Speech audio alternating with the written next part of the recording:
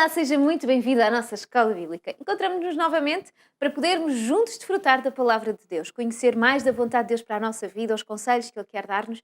Temos tido a oportunidade de ver o livro de Esdras e o livro de Neemias e, através destes dois livros, conhecer a vontade de Deus para a nossa vida. Vamos continuar a fazê-lo. Hoje temos como nosso convidado o pastor Pedro Esteves. Olá, Pedro, por estar aqui. Olá, Rita. Obrigada, então, pela tua participação. E eu quero já começar com o nosso sumário de hoje para podermos entrar já no tema. Pedro, qual é o sumário de hoje? Hoje nós vamos compreender, como temos no nosso quadro, que apesar dos desafios e das lutas, Deus esteve sempre ao leme da história do seu povo e, portanto, nós temos a certeza que estes livros da Escritura ajudam-nos a compreender que Deus nunca abandonou o seu povo. Ora, isto mostra-nos também, e as várias peripécias, mesmo no meio dessas lutas, que Deus e as suas promessas nunca falham. Isso para nós é muito importante saber. Vamos ter de certeza vontade de conhecer mais sobre este tema. Vamos já fazê-lo através, então, da nossa Bíblia, porque ela é o centro do nosso estudo. Vamos abrir a Bíblia em Neemias, no capítulo 10 e no versículo 29 do livro de Neemias, que diz: firmemente aderiram a seus irmãos e aos mais nobres entre eles e convieram num juramento que andariam na lei de Moisés, servo de Deus, e de que guardariam e cumpririam todos os mandamentos do Senhor, nosso Deus, e que os seus juízos e dos seus estatutos. Este é um texto que fala-nos de uma promessa, não é? E nós vamos ver mais sobre isso. Mas eu queria fazer-te uma pergunta que vai ter depois com este tema, que tem a ver com o facto de, desde o princípio, quando nós abrimos a Bíblia e vemos o livro de Esdras, logo no início do capítulo começa a ver que eles trazem utensílios de ouro, trazem utensílios valiosos, que são mandados, estes utensílios, pelo rei, e a pergunta é, porquê que estes são estes artefactos e porquê que há esta descrição tão pormenorizada destas coisas que o rei Ciro vai mandar através de Esdras para Jerusalém? É um pequeno detalhe, de facto, mas que tem a sua relevância. Nós, ao estudarmos Esdras e Neemias, como estamos a fazer ao longo destas últimas semanas, com certeza os que nos acompanham já todos percebemos que estamos a falar de livros históricos. Exato. E, portanto, livros que têm uma dimensão histórica, detalhes são muito importantes. Nós hoje mesmo vamos debruçar-nos aqui sobre precisamente alguns destes detalhes que estão muito relacionados com esta ideia de livros que descrevem ou pequenos factos, listas de pessoas, detalhes da história, mas é evidente que estes detalhes eles estão na narrativa porque o autor seguramente que tem um entendimento mais amplo, porque é como que um narrador, e sendo um narrador, o autor é evidente que escolhe ou seleciona estes detalhes que vão entrar no livro. Ora, é interessante notarmos que, para compreendermos esta ideia que ainda há pouco falávamos no sumário, de termos um Deus que é o Deus da história, curiosamente, o livro de Esdras, tu mencionavas, eu talvez possa ler, que a certa altura ele refere que o rei Ciro, o rei da Pérsia, portanto, mandou que, o versículo 9 diz que 30 bacias de ouro, 1000 bacias de prata, 29 facas, 30 taças de ouro, 410 taças de prata de outra espécie e 1000 outros objetos. E depois ainda completa dizendo que todos estes utensílios de ouro e de prata foram 5.400. Agora, qual é o detalhe aqui interessante? É que estes 5.400 objetos foram então enviados para que, quando os israelitas subiram do cativeiro de Babilónia para Jerusalém, trouxessem estes diferentes utensílios. Claro que algumas pessoas poderão estar a perguntar, não deverá ser o teu caso, Rita, com certeza conhece esta história, mas a verdade é que poderemos dizer assim, realmente, porquê isto aqui? É que há um detalhe muito importante sobre estes artefactos. Eles eram artefactos que pertenciam ao templo de Jerusalém. E, na verdade, quando este povo foi deportado para a Babilónia por altura da passagem do rei Nabucodonosor, nós agora já estamos aqui no tempo dos persas, mas isto passou-se ainda no tempo dos caldeus, em Babilónia. É interessante notar que logo, aliás, no princípio, na abertura do livro de Daniel, curiosamente aqui estamos também na abertura do livro de Esdras, lá está registado, nós lemos isso logo nos primeiros 2 versículos, que o que os soldados fizeram, por ordem de Nabucodonosor, foi que entraram e destruíram, queimaram o templo, mas que trouxeram estes milhares, agora até sabemos o número exato, de objetos de ouro e prata dentro do templo. Claro que eles trouxeram-nos, por um lado, porque tinham valor económico, eram peças, metais que já nessa altura eram preciosos, também, eventualmente, de uma perspectiva de reconhecerem um certo valor sagrado. Estes povos, ainda assim, embora pagãos ou não adorando o Deus de Israel, com certeza também tinham diferentes práticas religiosas e talvez até um respeito pelo sagrado. Por isso estes objetos foram levados, mas nunca foram, digamos, destruídos. Ora, ao regressar agora, então o rei Ciro ele descobre estes artefactos e vai dar essa indicação de que eles regressem a casa. E ao regressarem a casa, portanto, eles vão fazer parte do espólio. Por isso sabemos que isto é uma ligação muito clara com a história, porque nós sabemos que Esdras, essencialmente, relata-nos a história da construção, digamos, da cidade, a reabilitação da cidade, mas sobretudo com o foco no templo. Exato. E que Neemias, depois, o foco está no muro, Exato. nas muralhas. Ora, para que o templo pudesse ser reativado, e reativar o templo implicava que a adoração a Deus, que os sacrifícios de reconciliação, que todo o culto, vamos dizer assim, um termo que nós podemos entender melhor, que o culto pudesse ser novamente restabelecido, todos estes objetos tinham um lugar e um papel dentro desse culto. Ora, o que é que isto nos revela?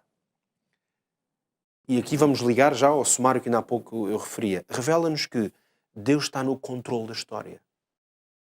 Ou seja, quando este povo, o povo de Deus, como assim é designado, o povo que Deus escolheu, quando este povo tem que passar por esta luta, esta tribulação de ser afastado da sua terra, como sabemos, já vimos isso de diversas formas, muito por culpa deles, ou totalmente por culpa deles, o Senhor tinha-os advertido, eles não deram ouvido a essas advertências, e nós poderíamos dizer, repara agora isto, alguém que olhasse para um momento da história em que este povo está a ser levado, derrotado, humilhado, alguém diria, Deus esqueceu este povo, Deus abandonou este povo. Outros até poderiam dizer, Deus não existe, o Deus deles é falso ou não existe. Exato. Agora, repara, o que é que este detalhe nos vem mostrar?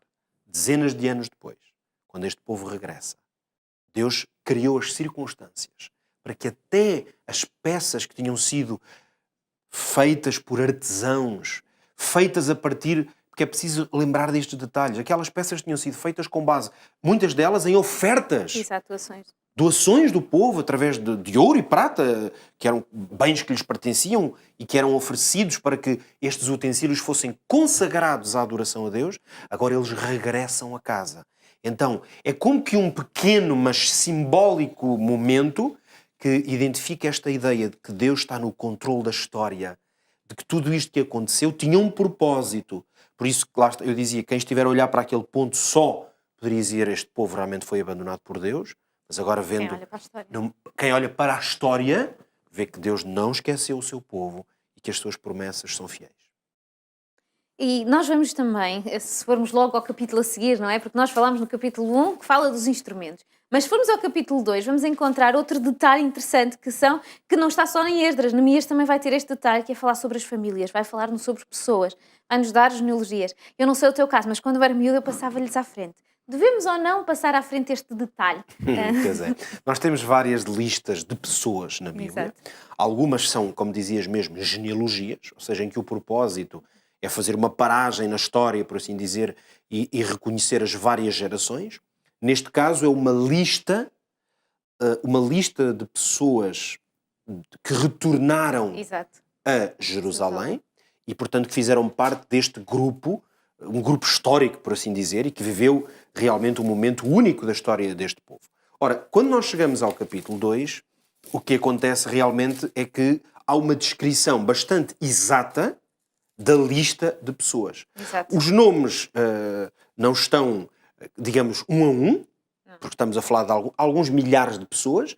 Estão essencialmente, aliás, como era prática na genealogia e nas listas em Israel, vêm essencialmente os chefes de família, vamos dizer assim, patriarcas, se quisermos, com os seus nomes. Por exemplo, a lista começa precisamente com os filhos de Parós, por exemplo. Para dar um exemplo concreto para quem nos está a ouvir e que não pode ter a Bíblia na mão neste momento, começa por dizer: estes são os números dos homens do povo de Israel. 2 pontos, não é?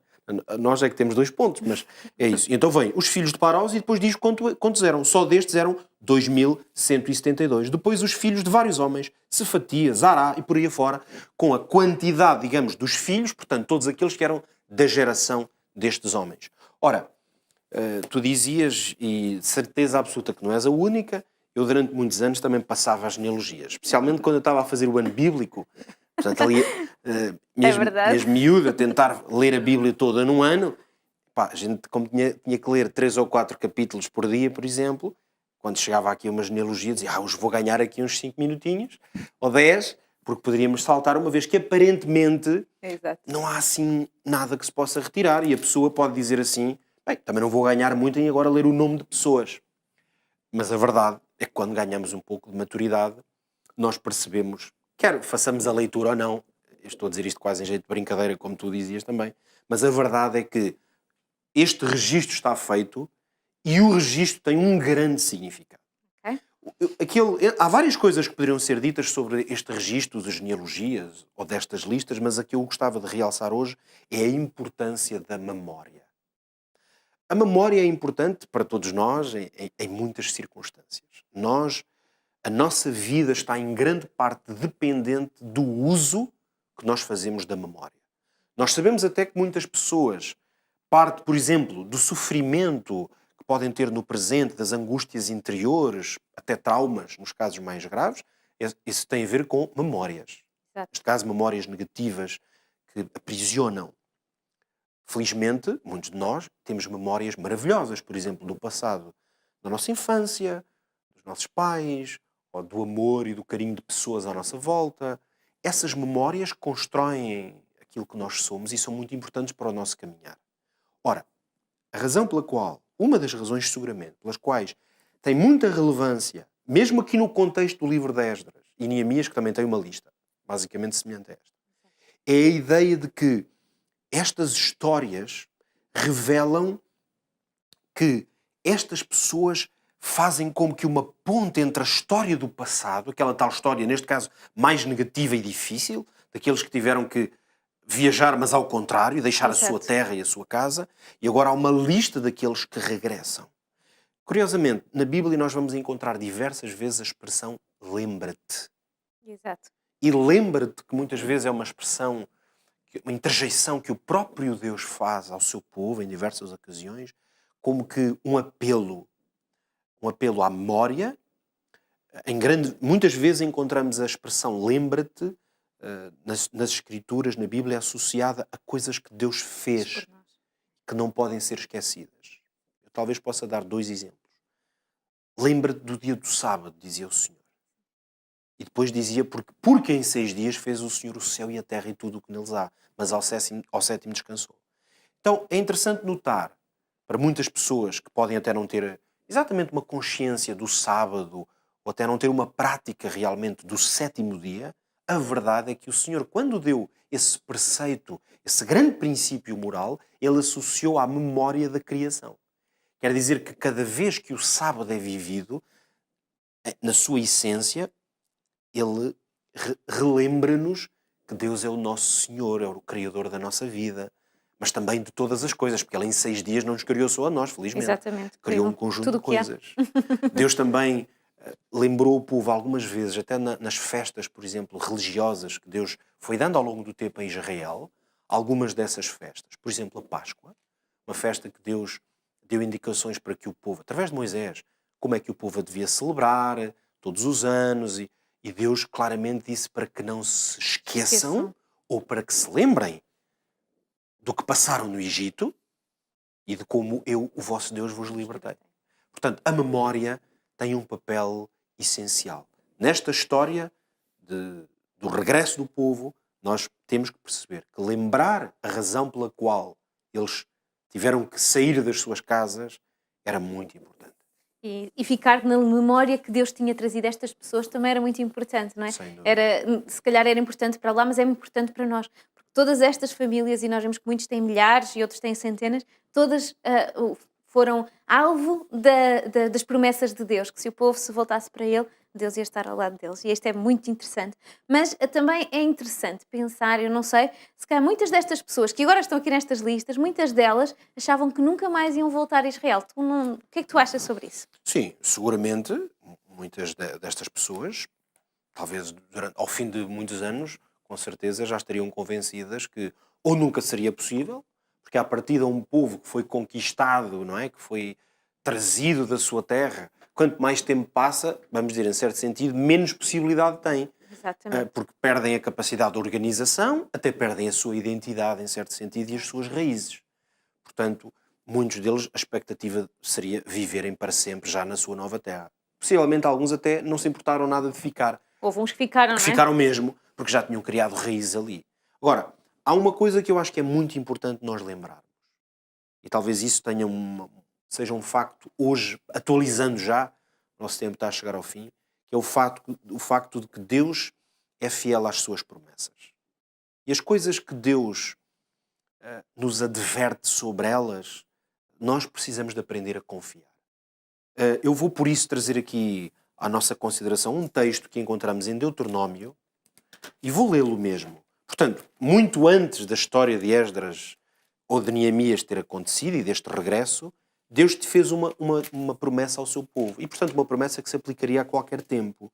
E no capítulo 30 e nos primeiros versículos, eu vou ler a partir do versículo 1 logo. E Deus diz assim: será que, sobrevindo todas estas coisas, a bênção ou a maldição eu tenho posto de ti, e para te recordares delas, lá está a memória, entre todas as nações, para onde te lançar o Senhor teu Deus. Se te converteres ao Senhor teu Deus e deres ouvidos à sua voz, conforme tudo o que hoje eu te ordeno, tu e os teus filhos, então o Senhor teu Deus te fará voltar do teu cativeiro. Nota bem, Deus se apiedará de ti, ou se aproximará de ti, e tornará a juntar-te de entre todas as nações entre as quais te espalhou o Senhor teu Deus. Havia uma promessa, não é? Quer dizer, centenas de anos antes de este povo ter sido disperso, o Senhor já tinha promessas a dizer: talvez isto vá ter que acontecer alguma vez. Mas Se isso acontecer, se voltarem para mim como vosso Deus, a promessa está feita. Por isso, se este povo se esqueceu de que poderia voltar a casa, ou se desistiu de pensar nisso, só se deixassem de conhecer o Senhor.